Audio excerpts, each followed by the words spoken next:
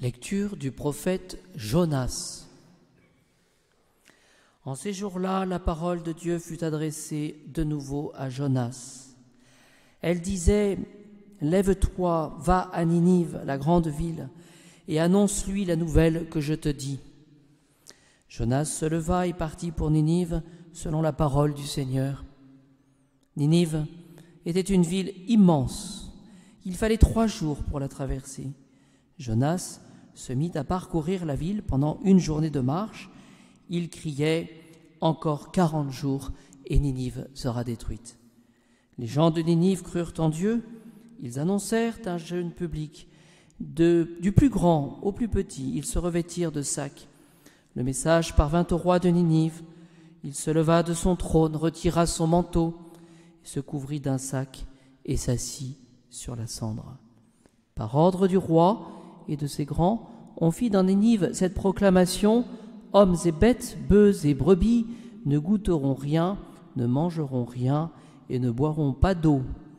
Hommes et bêtes se couvriront de sacs, ils crieront vers Dieu avec force, chacun se détournera de sa mauvaise conduite et de l'injustice que commettent ses mains. Qui sait ? Peut-être Dieu va-t-il se détourner, se raviser et revenir de l'ardeur de sa colère, en sorte que nous ne périrons pas. Dieu vit qu'ils agissaient ainsi et qu'ils se détournaient de leur mauvaise conduite, et il eut pitié de son peuple, le Seigneur notre Dieu.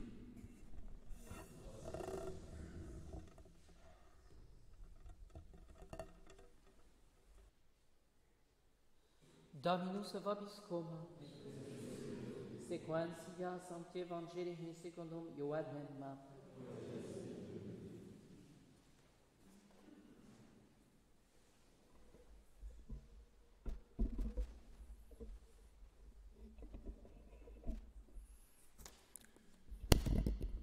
En ce temps-là, les chefs des prêtres et les pharisiens envoyèrent des gardes pour arrêter Jésus. Jésus dit alors : « Pendant un peu de temps, je suis avec vous, puis je m'en irai vers celui qui m'a envoyé. Vous me chercherez et vous ne me trouverez pas là où je suis, moi, vous ne pouvez pas venir. » Les Juifs se dirent alors entre eux : « Où doit-il donc aller pour que nous ne le trouvions pas ? Va-t-il rejoindre ceux qui sont dispersés dans les nations païennes et va-t-il instruire les païens ? Qu'a-t-il voulu dire par ces mots : vous me chercherez et vous ne me trouverez pas, là où je suis, vous ne pouvez pas venir. » Le dernier jour de la fête, le grand jour, Jésus debout s'écria : « Si quelqu'un a soif, qu'il vienne à moi et qu'il boive, celui qui croit en moi, selon le mot de l'Écriture, de son sein couleront des fleuves d'eau vive. » Il parlait de l'Esprit que devaient recevoir ceux qui croiraient en lui.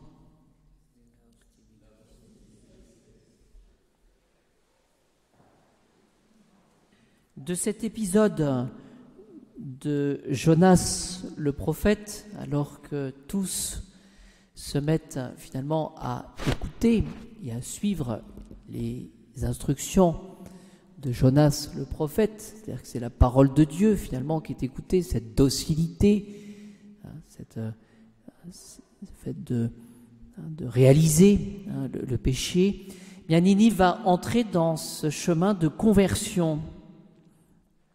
Et nous pouvons retenir cette prière après que tout le monde se soit mis à jeûner, hommes et bêtes. Qui sait ? Peut-être Dieu va-t-il se détourner, se raviser et revenir de l'ardeur de sa colère, en sorte que nous ne périrons pas. Ce qu'il faut comprendre, c'est que ce travail de pénitence est là pour disposer notre âme, mais d'une certaine manière ne crée pas un dû de la part du Seigneur. Oui. C'est-à-dire que finalement, ce que le Seigneur nous demande, c'est de faire pénitence, c'est-à-dire de finalement reprendre le droit chemin, de réparer pour les désordres qui sont occasionnés par nos péchés.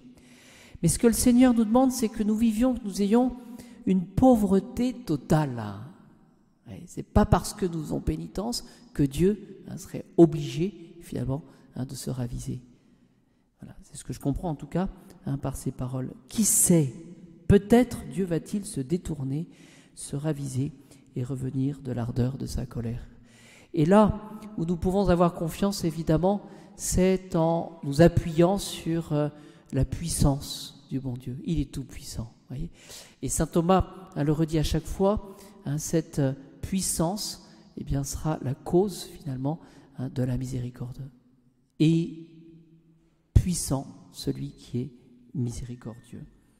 Donc demandons vraiment cette pauvreté, ces dispositions d'âme pour vraiment regretter toutes nos fautes. Je m'inspire pour l'évangile de saint Augustin pour ces paroles. Si quelqu'un a soif, qu'il vienne à moi et qu'il boive celui qui croit en moi. On voit que ces versets viennent après cette interrogation finalement sur cette bonne parole, cet évangile prêché aux païens. Et les Juifs commencent à se poser la question, qu'est-ce qui finalement sera déterminant dans la réception de la bonne nouvelle? Eh bien, c'est d'avoir cette soif. C'est d'avoir cette soif intérieure, et qui sera assouvie d'une certaine manière par cette croyance, cet esprit de foi. Alors que dit saint Augustin? Il y a une soif intérieure.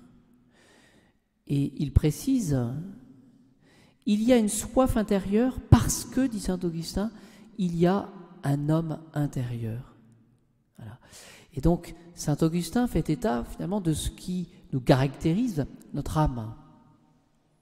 Voilà. Notre âme qui est spirituelle, notre âme qui est immortelle, notre âme qui a été créée à l'image de Dieu.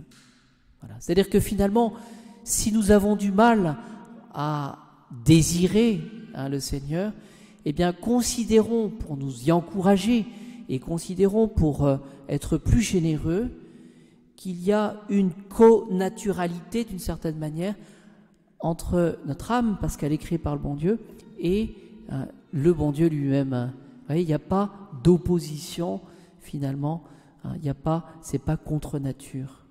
Il y a une soif intérieure parce qu'il y a un homme intérieur. Et saint Augustin de préciser, l'homme intérieur est supérieur à l'homme extérieur. Parce que finalement, si nous avons soif, approchons, dit-il, non pas avec les pieds du corps de Jésus, mais avec les affections de l'âme. Voilà. Non pas, dit-il, en marchant, mais en aimant. C'est-à-dire que finalement, essayons de retrouver le chemin pour suivre le Christ.